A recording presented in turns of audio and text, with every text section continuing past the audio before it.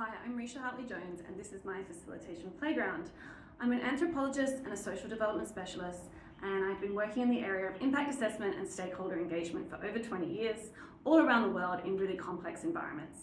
I've worked with extractive industry, I've worked with governments and multilateral development banks. And today we're looking at environmental and social impact assessment, and really specifically we're looking at the scoping phase. Okay, so who's this video for? Well, it's for environmental and social consultants that are working in impact assessment. What we're talking about today with scoping, the methodology is the same for both, so you can definitely watch this video. Also for folks that work in the area of safeguards. And if you're a student and you're just wanting to learn more about environmental impact assessment, then you can definitely follow along with this video today. So I'm going to take you through three things. We're going to have a look at what high level is environmental and social impact assessment.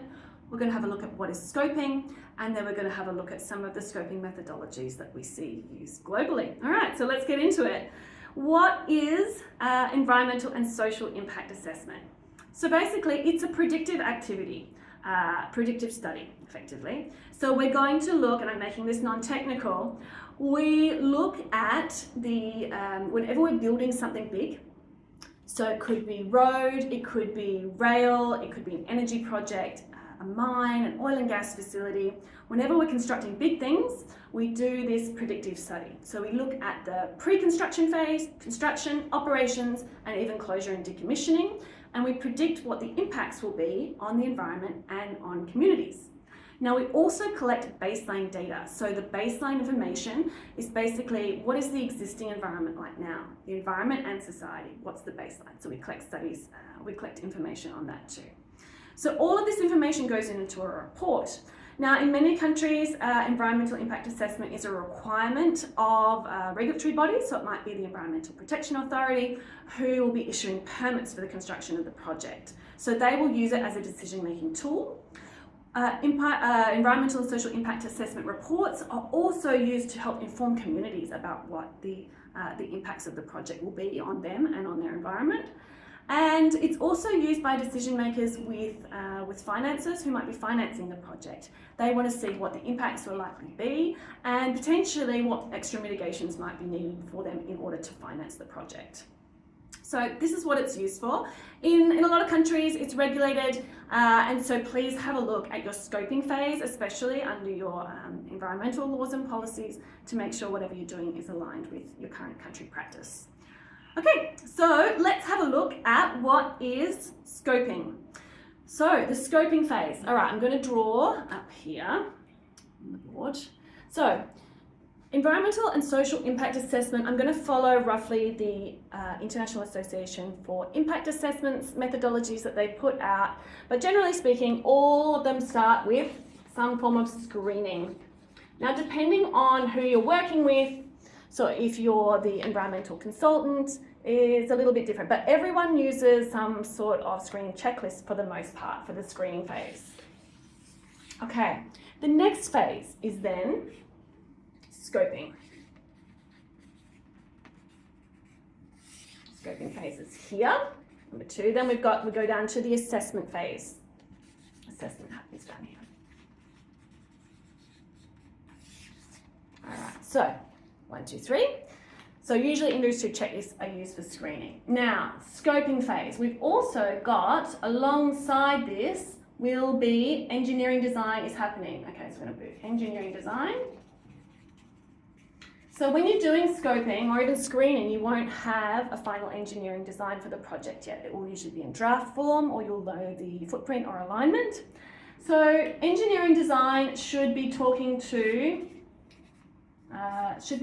all the way along, okay? Should be talking to each other, okay? Informing, it should be informing. This process should be informing the design, and the design should also be informing the process, okay? Also, baseline studies. So I'm going to put baseline studies here. Baseline.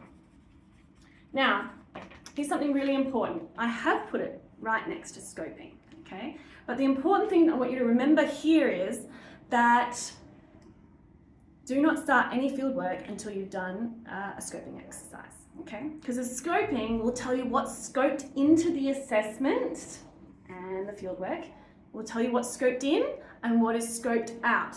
so that you don't focus unnecessary resources in your assessment process on things that are not that important or there's no interaction whatsoever with the project activities. Okay, so scoping should be based on three things. You should have some level of desktop review work about the area, not very detailed studies, but you want to have some desktop information. So that's why I put it right next to the baseline. You need an area of influence. If you want a video on area of influence, because it requires a whole one, please put something in the comments for me.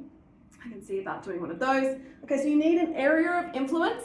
So for this, basically you need to know the project footprint. In different countries, area of influence is also regulated in different ways, and there's, on the environment side, some quite specific methodologies around it.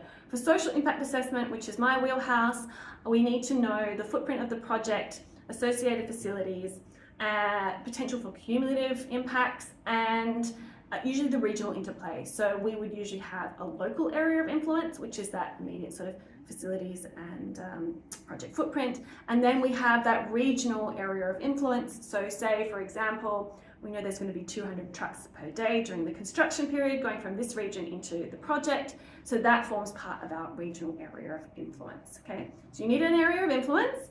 You need some baseline, but only desktop studies. And hopefully, ideally, in an ideal world, you've done a field visit as well. You've gone out and had a look at the project at the site. Okay, so you need those three things in order to then do your scoping exercise. Okay, so the scoping then informs the assessment process, what you're going to focus on and what you're not going to focus on. And it informs the field work. So this is a scenario where if you do scoping well, you're not going to have to answer, if you're in a consulting firm, to explain why you spent a huge amount of budget on soil sampling, but actually there's an important bird area and migratory species that needed really in-depth studies. So this is how we can avoid those situations happening in your impact assessment process. Right, so in terms of how do we do scoping? Next one, final one, how do we actually do scoping? So there are industry checklists out there that are used for scoping, but for the most part, I see people using a version of Leopold's matrix. So Leopold was an academic in the 1970s, and he came up with a matrix. And from what I've seen, most people use it these days for scoping.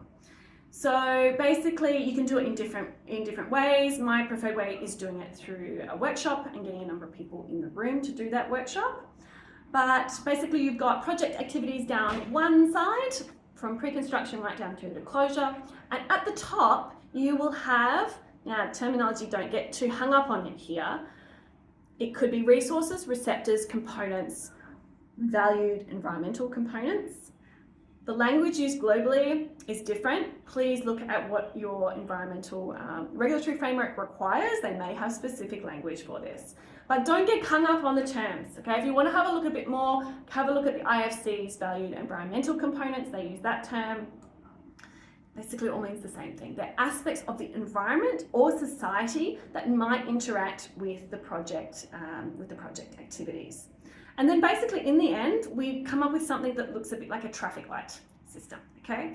And then that helps us determine what's scoped out and what's scoped in and what are the areas that need the most focus.